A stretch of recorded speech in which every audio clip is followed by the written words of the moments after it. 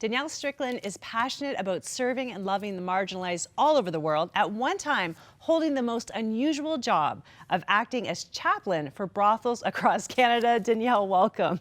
Thanks. That's a great introduction, isn't it? Yeah, absolutely. You are an It's advocate, a bit of a shocker. right? A chaplain I know. to a brothel? What's happening? So you've done so many things. You're an author, you're an advocate, you're a speaker, but how?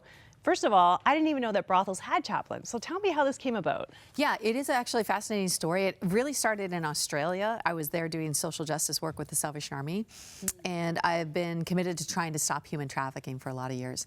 And in Australia, they kind of had a legalized framework of prostitution. So there's like friendly neighborhood brothels near you kind of thing. So it's like a dry cleaner, 7-Eleven, brothel.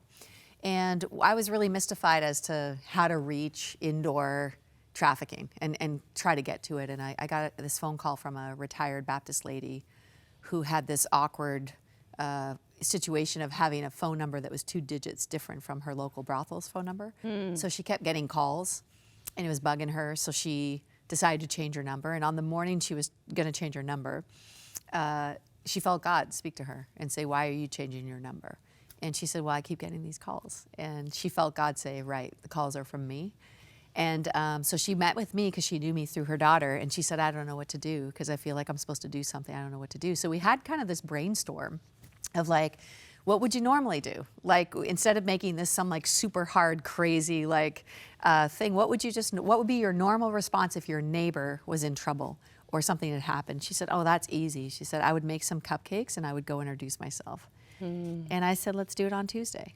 And she said, "Do what?" And I was like, "Well, you're going to have to bake." I can't do that.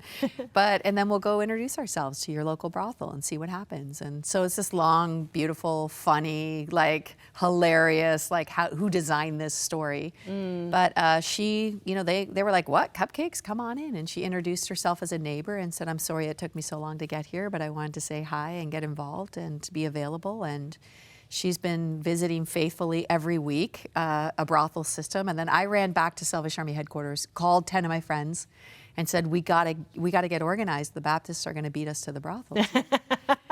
And we did. And so now in Australia, there's like, over 60 teams that visit brothels in cities across Australia, and they've been instrumental in helping interrupt some trafficking rings and things like that.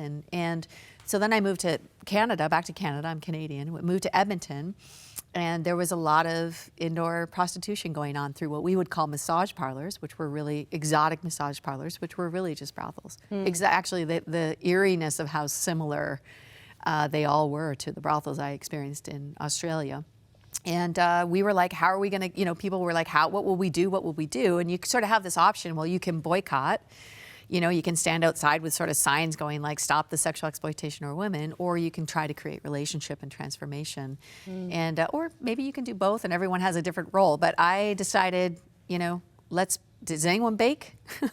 I know what to do. And everyone even there was like, "No, that's not gonna work because these are not legal." It was all like, "This won't work." And I was like, "I'm telling you right now, this works." And so we got some crazy folks together and went and introduced ourselves as neighbors. And we started sort of in our local community, and it kind of went from there. And the welcome that you'd receive, were these women like looking for friends? Yeah. Happy that society was, loving on them, I guess, in a sense? Yeah, it's mixed. So it would go from like sheer perplexed, like what? Like you're where, you're who, and what do you want? So we would really just say like, we're neighbors, we're from the Salvation Army, we brought you a gift, we want to say we're sorry we haven't been here sooner, and we really just want to create some relationship here. And if ever you needed anything, we are of course available. Sometimes it would go like, we don't need help, kind of like feeling judged. And we just continued to be to assume the posture of servanthood, like just to try to say like, we're not trying to judge you. Nobody's trying to say like, this is terrible. We're just trying to say we're here and you matter. And one of the great problems with sexual exploitation or any injustice for the most part is the invisible nature of the injustice. So one of the ways that we participate in injustice in the world is to choose not to see it. And in indoor prostitution specifically, and even street prostitution, for the most part, it's an invisible people group. It's true. And the real sting of the injustice is that they're unseen.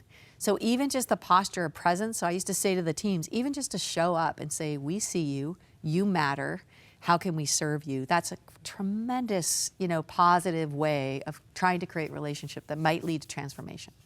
I love that. I want to continue this conversation. And you're so right. We get in our little pockets. We don't interact, with people in that business, and we really have no idea what their reality is like. But I think it's so Christ-like that you do. We want to continue this conversation. Stay tuned. We're going to be right back.